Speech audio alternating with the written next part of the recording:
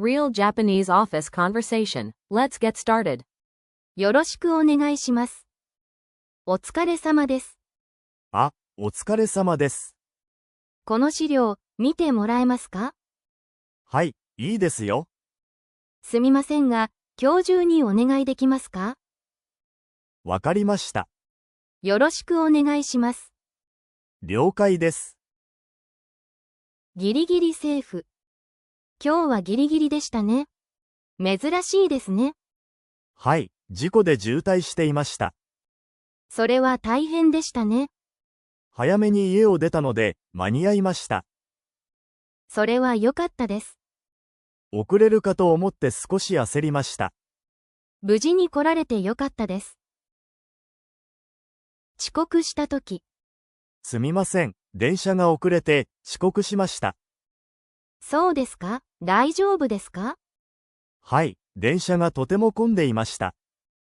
会社に連絡しましたか？はい、電話しました。わかりました。仕事を始めましょう。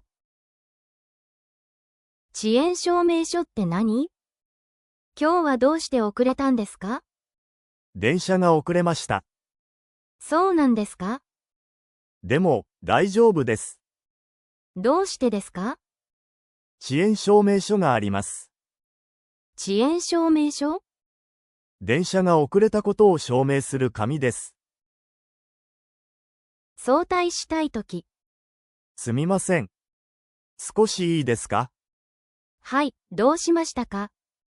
体調が悪いので、早く帰ってもいいですか？大丈夫ですか？頭が痛いです。